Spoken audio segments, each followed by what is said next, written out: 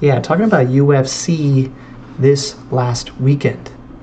Um, it was probably the worst one I've ever seen to date. And I didn't see much of it. Um, yeah, the UFC that happened this weekend was definitely something that is almost a state of emergency. Almost one of those needs like a State of the Union address to truly understand how bad it was. Um, Starting off with it, you had too little of fights for what the standard is of UFC caliber. And then you have a lackluster card of people you don't know and nothing really to be excited about. And the problem that we have now is that UFC has created a monopoly, whether you want to use that word or not, has created basically a faction of their own brand is basically MMA.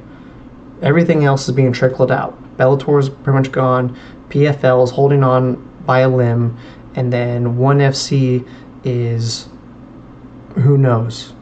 They say they're going bankrupt, they say they're all good. You really don't know how to trust that brand. They put on great fights. As a fan myself, I love watching them and I'll tune in whenever, but as a regarded fan, knowing what the consumers want, it's not working out on their end. There's a lot to discuss there. So looking at the fight card,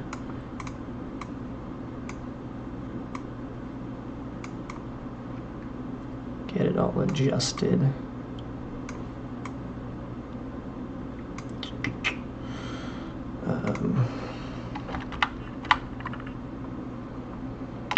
Yeah, so you can see that better. Yeah.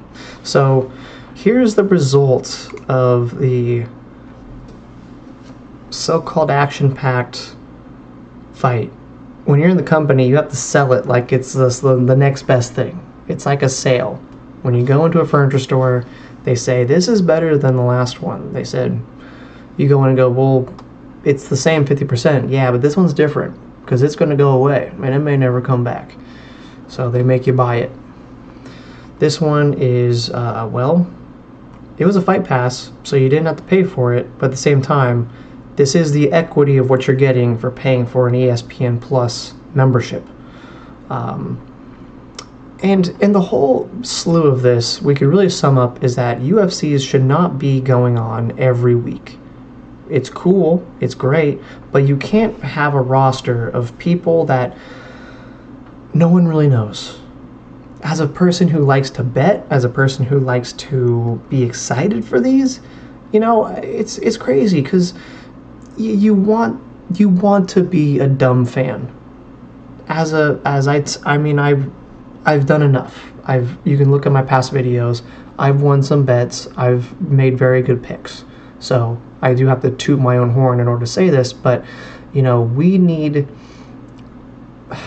something to keep this going. And whether you're going to decide to bring everybody up to this, you know, WWE level of promotion, and you have to do one or the other. You have to either just throw fights every week and say, who cares? Whether you like it or not, they're fights.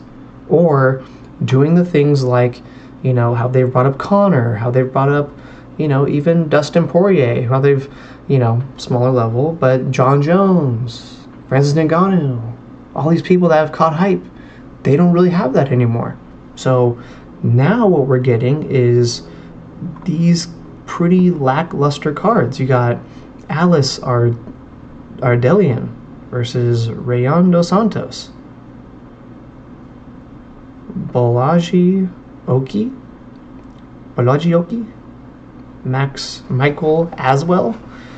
You're not getting the fights that you want to tune in for. What you tune in for is you go, oh man, there's the hype, there's the drama, there's this. You do need that. And man, I gotta shout out Luke Thomas. He said it best, where this is boxing now. This is boxing where we don't know anything about these fighters. We only know about the main event. And here's the kicker to all this. The main event didn't even happen. I mean, to make it the worst card ever, you almost had it already in line, if that's what you were shooting for. But then you get the main event, which, by the way, this isn't the main event. If you're new to UFC, this was the main event. Erin Blanchfield versus Macy Barber. 5 minutes before they get on, Macy Barber has a seizure. 5 minutes. Was it her fault? Kind of. There's an interesting thing to say about that. But I mean, it's not their fault that this was one of the worst cards to be on. It was an Apex card. Smart. And they basically were the thing that would kind of save it, to keep the wave going of mixed martial arts drama. But that didn't happen. Because what do you got? You got Jordan Leavitt, Jordan Leavitt, Kurt Holloway. Fuck. I'm supposed to be good with this. But anyways, these guys are actually they're actually well known. These are actually good fighters, good prospects. Kellen Vieira, Macy Macy Chiasson. I know, yeah, these actually are both good fighters too. Justin Kobe, fucking brilliant. He's a great fighter to watch. He's one, if you see him on the card, him and Alonzo Menefield, you know those are two fighters that are going to bring it every time. And he's a card saver for sure. You put him in the middle of any main event card, he's going to bring it every time. Gamrot. I'm not even going to try that name. Yeah, Gamrot is he's a gamer. He put on a boring performance, but he grappled and won. So what do you get? You get this really lackluster card, and here's attendance not announced, of course. Here's the problem, though, is this is now the problem going forward. You have here. Look at this. Look at this attendance. Oh, big attendance. And they say, oh, we broke a record. Yeah, you know why? Because UFC prices have gone up. UFC prices have gone through the roof. That is the issue there. Let's look at the next UFC. UFC 316 tickets. SeatGeek.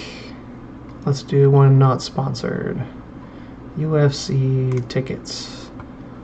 How to watch. Buy tickets.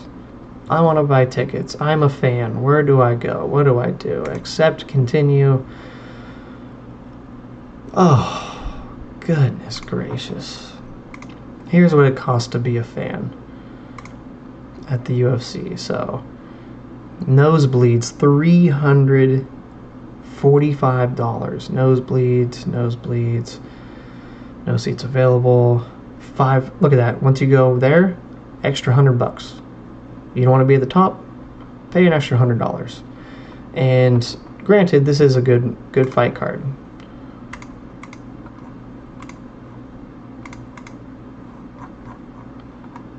Yeah, you got. I'm a big fan. Don't know these names. Chaos Williams, Andreas Gustafsson, Alex Gustafsson's brother. That's worth watching. Sergey Spivak. He's a bit on a down slope, but he's still an action fighter. Waldo Cortez Acosta, tall ass dude.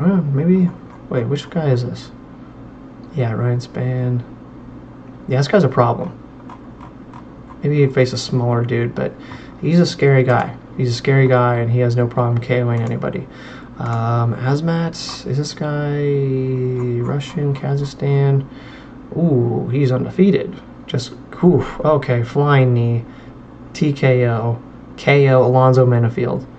That's scary. So this is already what you got. So you have these spikes of interest, and then you have a bunch of, okay, who cares?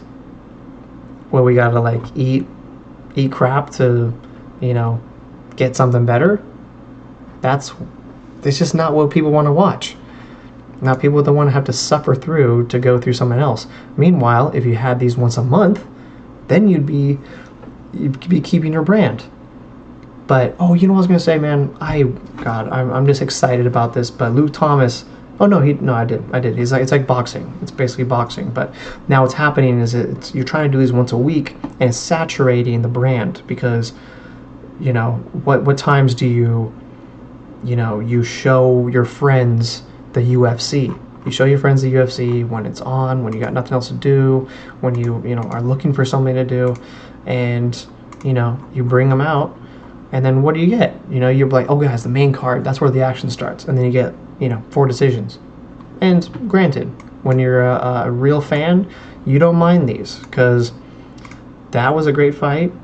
Natalia Silva, and Alexa Grasso, that's a great fight. Valentina Shevchenko, Manaforian, that wasn't that great of a fight, but still kind of a one-sided beatdown. Jack Della Maddalena, Belal Muhammad, great fight. But to the casual fan, that's not really doing anything for them. And I'm not here to cater to the casual fan.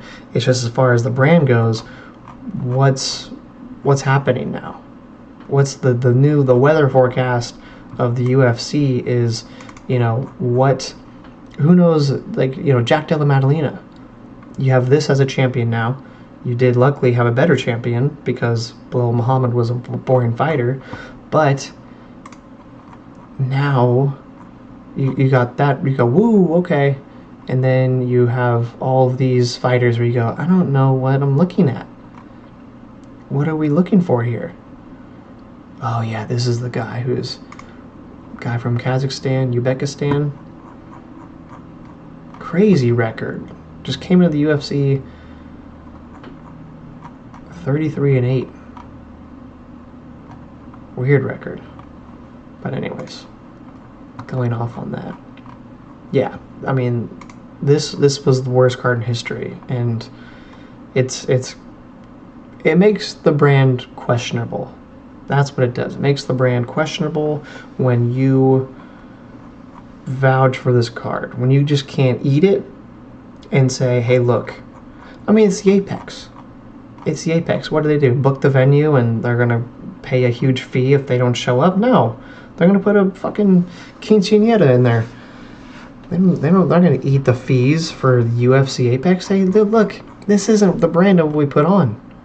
Let's just back out of this.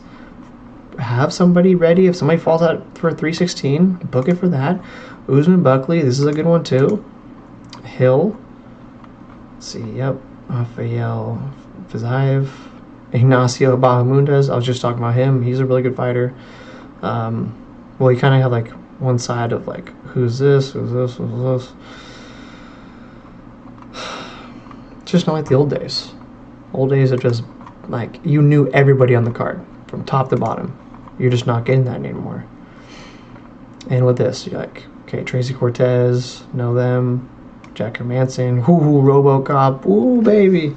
That's a good one. Paulo Costa, Roman Kopylov, Manel Kep, Brandon Royval. That's good.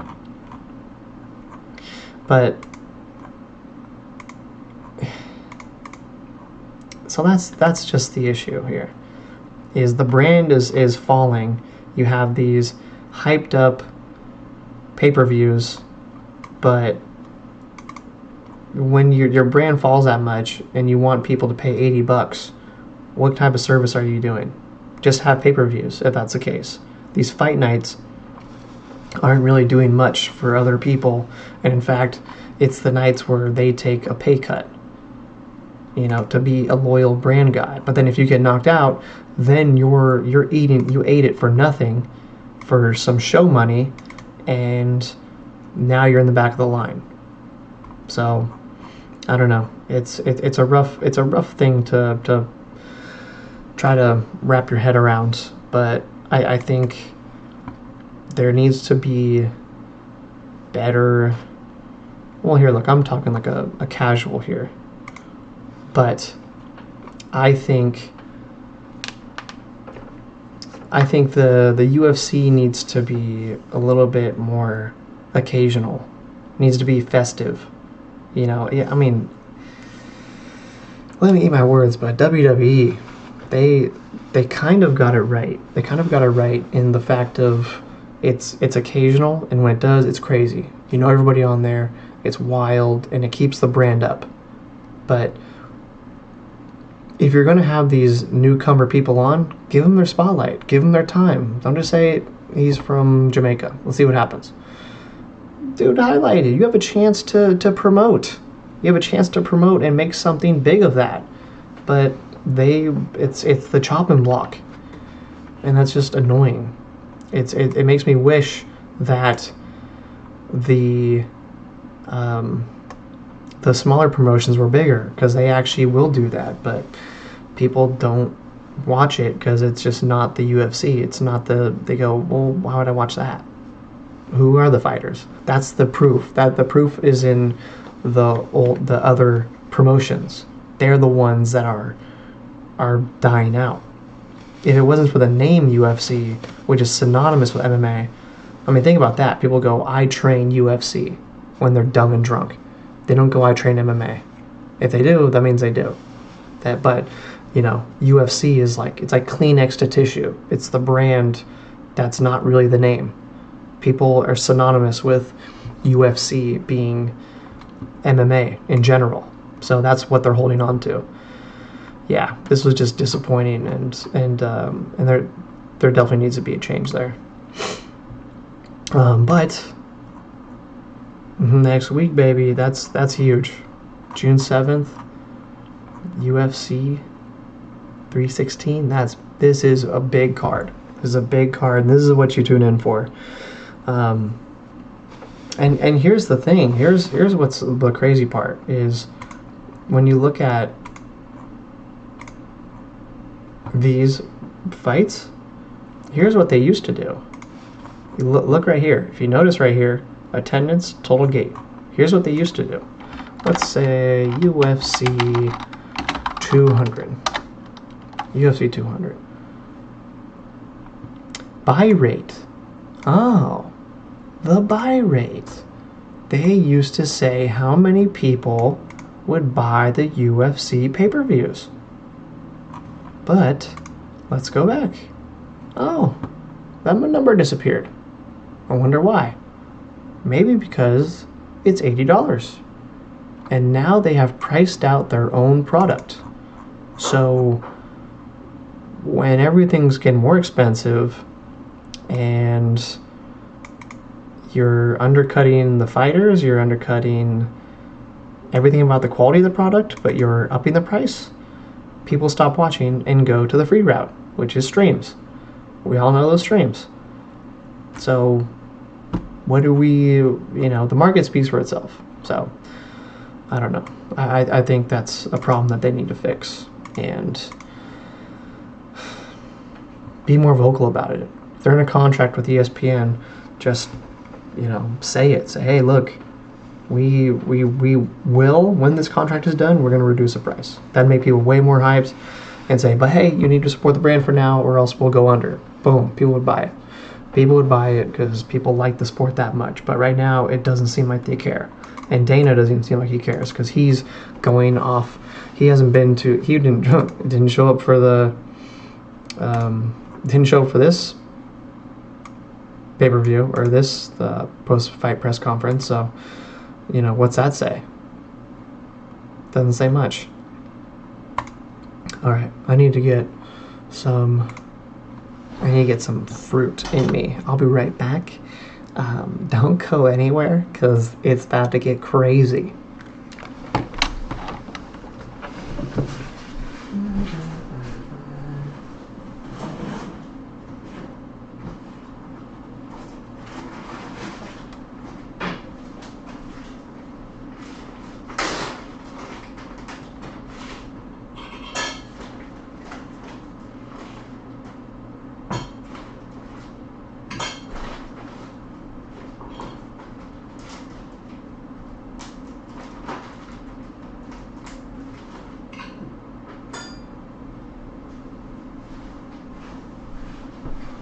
Ooh.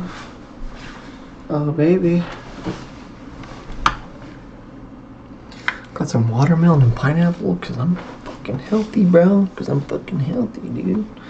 Yeah, so that's my little thing of the UFC. That might not even make any sense, but I just want to speak my opinions and go at it. So, yeah, there is that. Let's see, red pill. There's a lot of red pill stuff going on. There's a lot of the red pill